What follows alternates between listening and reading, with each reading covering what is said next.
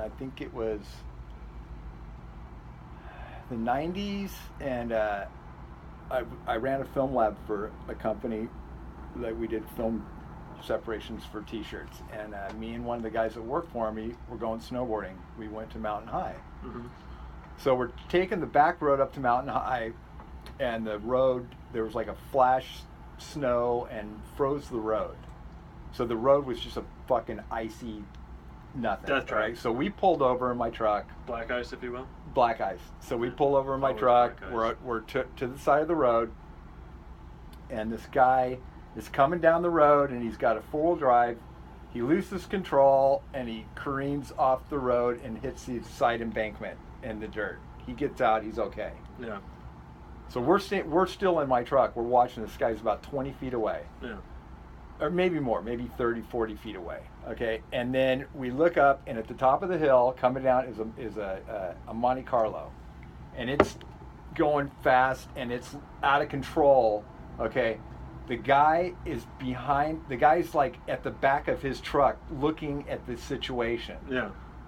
I start honking my horn to get the guy's attention. Right? Mm-hmm. He's not paying attention to us. The people are coming down the hill.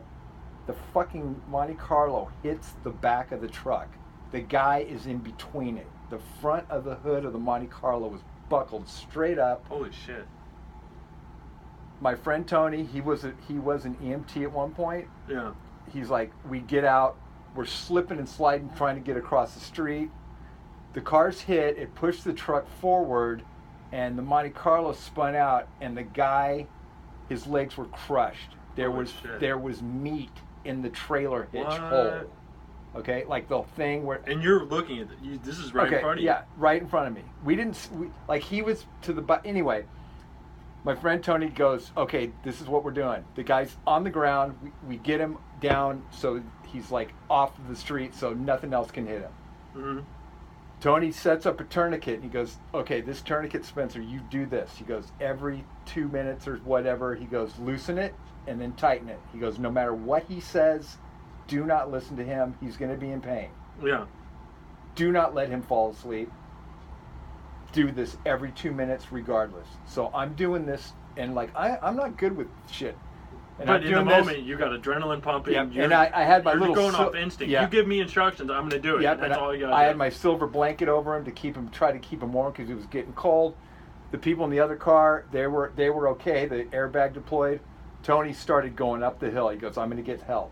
Yeah. He went up the hill about, I'm going to say 20 minutes later. So I'm doing this with the guy. Meanwhile, I find out the guy was an undercover narcotics officer on his way down the hill to make a buy and all this stuff. He's telling me all these things that are going on because the guy looked like a hippie, right? Yeah, yeah. And so I'm doing this, and he's like, are my legs okay? And I looked at him.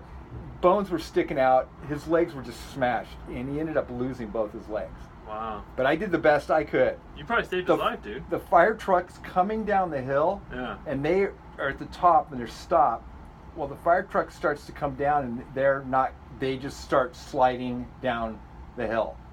They stopped about 40 feet before us, and the way they stopped was putting the front end into the embankment. Yeah, because you can't control it. So now the fire truck is blocking the paramedics, which are going to come down the hill too. Holy shit. So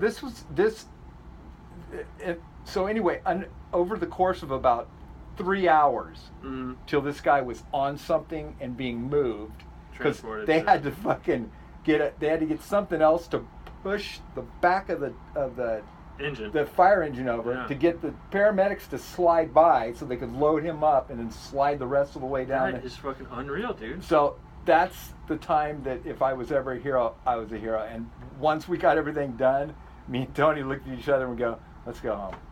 Where was this, on the mountain? It was on the way to Mountain High. There's like a back road. He goes, let's take the back road. I would have never taken this back road. Yeah. But Tony used to live up there. He said, let's take this back road. It's faster. Okay. So we took the back road. Had we not taken the back road, this opportunity would have never happened, and again. That guy would probably be dead. I wouldn't have known what to do. Tony knew what to do. He told me what to do, and I did. And you did it. That's amazing. That's instincts taking over. That's adrenaline. That's incredible. And this is why I'm glad we do this podcast, because I get little fucking stories like that out of Spencer, and it's a fucking amazing fucking life that you've led, dude. I feel like I'm just like scratching the surface with this podcast. That's about as good as it gets. No, right but there. dude, there's other life experiences you've had. You've been out of the country. You've toured with your fucking band. I haven't been out of the country. I thought you've been out of the country. No, not yet. Not yet. Okay, well Someday. you've been around. I've been around the country. You've been around the country. Yes. You've played fucking shows. I've never done that. You've met interesting people. You've told me stories about fucking Sublime. You've told me stories about Henry Rollins. You told me like, you have a compendium of knowledge bit in that fucking skull. A compendium. Yeah. I like that word. I think that's the right word. I love it. But the only reason I brought that up is because I don't know. Have you been a hero? I'm gonna get to that. Okay. I put the cart in front of the horse. Okay. But so I was reading a story. I go on Reddit way too much, but in 1992 there was a guy at a Dandenong show in Victoria, Australia, and it's great. What? I know what you're talking about. An inflatable bouncy castle took flight with 5 children trapped inside. The Pleasant Family annual event took a turn after a freak gust of wind blew the castle from its moorings and into the air. Thankfully, sideshow assistant Ricky McCasker, 21 at the time, was working at the nearby Ferris wheel and was quick to react. When he saw the castle heading skywards with the children still in it, he made a sprint for the loose guide rope that was trailing behind. Buffeted. Yeah, I guess that's the word. By the wind, McCasker climbed the rope towards the castle that was by now over 15 meters in the air, which is about 45 feet for our friends who aren't keen on the metric system. Clinging to the rope with one hand, the young hero grabbed hold of each child in turn, pulling them from the inflatable and dropping them into the awaiting arms of people who had gathered below. After each child was safe, McCasker finally lost his grip and fell through the canvas roof of the Dodgem car track. There he suffered an electric shock from the Dodgems, which I'm guessing is bumper cars, while also sustaining a leg injury that required 52 stitches. And this is a quote from him. I was holding onto the rope with one hand and reaching into the castle with the other and grabbing one kid at a time, just dragging them out. Now, I could never, maybe I could do something like that if the opportunity presented itself, but that's just insane to me. I don't even think you have time to think about the consequences, and maybe it's better that he's younger because he doesn't have that. I think the younger you are, the less you think about consequences. Yeah. And the more prone you are just to act or react to things instead of, thinking things through or stuff like that. So in this case, that's actually a bonus for him because he went and saved these kids. I couldn't imagine doing something like that, running after. I can actually envision this in my head, him chasing the fucking bouncy castle, 50 feet in the air, grabbing those kids and just that's a fucking hero, dude. First off, I couldn't climb the rope. I don't have the upper body strength. You see these arms? Look, Periscope. I am not a strong man. Me neither. That's it. That's all I got. Not much going on for either of us. The upper body strength was not my strong suit. So I couldn't climb the rope, but I have seen a bouncy house at the beach go off. There's no kids in it. Yeah. And it just started tumbling toward the ocean. Yeah. No, it started. Because it was a Santa Ana's. So it was an offshore, and that thing wasn't tied down, and it started going. But once it pulled from the fan, it started to deflate. So it went down. But it was an experience that I experienced, and it was experiencing. Yeah. So again, I don't have the strength to do it. But that's the other side of it. Is sometimes adrenaline does things to humans' bodies. Like I've heard stories about moms lifting cars off their or babies or whatever, rescue them, which is incredible. But I don't know if I could do anything like that, let alone my physical strength. But self-preservation would probably kick in. But if it was my kid, I don't have any kids. But if I did, maybe that would be a different story. Yeah, no, it would be. It would be a different story. And again, when the situation presents itself, you will be amazed at what you're able to do. Well, the only time, and this is not physical, but you'll be amazed. I'm not so much the leader, but I'm able to follow the direction, and that's what I did. Yeah. And otherwise, I'm not going to get involved. No, and that's kind of a thing. Had Tony not been there, you wouldn't have known what to do. I don't know. I don't know what I would have done. They'd probably cry in the. We just got done smoking pot, man. I was instantly Oh, like, just taken right out of that, huh? Yeah, oh yeah. The high was gone. Gone like in a 60 heartbeat. seconds, Yeah. dude. I can't even wrap my head around that, really. Like, that's amazing. But, yeah, the only time, and this doesn't even, like, come close to what you were talking about. The only time I've ever done anything remotely heroic, and, you know, I got a lot of life to live still, so there's still time, but I don't put myself in dangerous situations. I mean, the side of the road thing, like, you didn't do that on purpose. We weren't under the yeah. But the only time I've ever done anything remotely, and there is a lot of time in my life that's kind of been fuzzy, so I don't really remember a whole lot, because, you know, being under the influence for 15 years, I do that to a fuzzy logic. Fuzzy. But, so we were at a buddy's barbecue. It was just my ex-girlfriend, and she was cooking out, and a buddy of mine, we're all sitting there, we're all enjoying our meals, and she has a pool in the backyard, and all of a sudden she looks at me, she's like, "Is your friend okay?" And I look at him. I don't even look at him. I just wave my arm and I say, "Yeah, he's fine, whatever," because I'm busy talking to her, like grilling dogs or whatever. And she says, "No, I think your friend's drowning." I'm just like, "There's no fucking way he's drowning, because he's a grown man." Yeah. And he never told me he couldn't swim when I invited him to the pool party. Yes. So, of course, all of us have had a couple pops at this point. We're all, you know, a little lubricated with beer and whatever else we were doing. And I look over, I take my eyes away from the hot dogs, and sure enough, there he is, fucking floundering around in the water.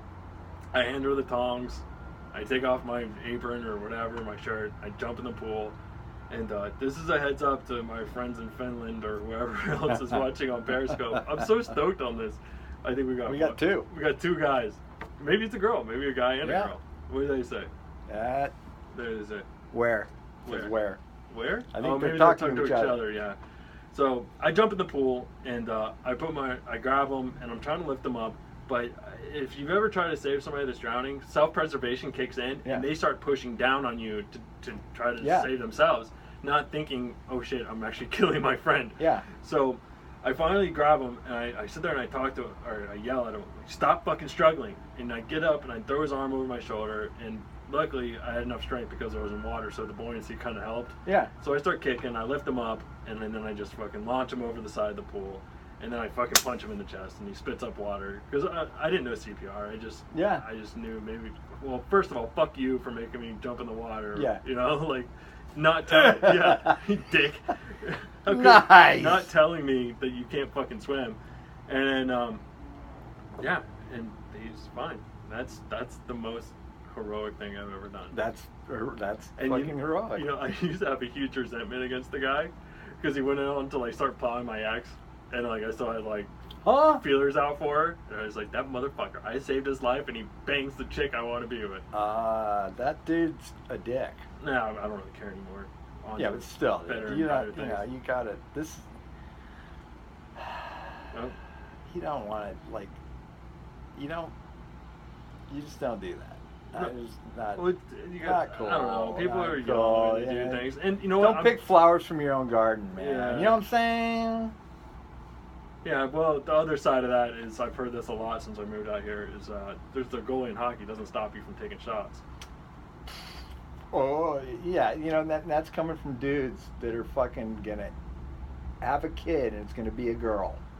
You know what? Not that there's anything wrong with having girls, but every guy I know that was a womanizing son of a bitch ended up having daughters, and I think that is what, if there is a higher power, which I believe there is saying, "Hey, pal, you know, I have a sister, and I had a mom, and I respect women." You respect them so much, you stay away from them. Basically, in a sense, but you know, I totally respect them. I've never been a womanizer. Well, you know, it's funny that you say that. You know, somebody say that would have a girl. A mutual friend of ours who will remain nameless is the one who told me that, and he is having a girl. There you go. So, sorry if you're listening to this and you hear that. But he doesn't listen. He talks a lot, but he doesn't listen. So. I like that. You like that? I do. Maybe the next Santa Claus. All right. Well, jumping right along here, this is kind of an interesting thing that I also saw. And now, I'm going to need your expert opinion on this, being the expert in news and everything else that you are. Now, tell me if you believe this story, because this sounds a little far-fetched to me. So this is the headline. This is from CBS Detroit. I don't know if this is a local news station or if this is national. Obviously, it's local if it's CBS Detroit. But man uses raccoon to start breathalyzer equipped car. Raccoon then attacks driver.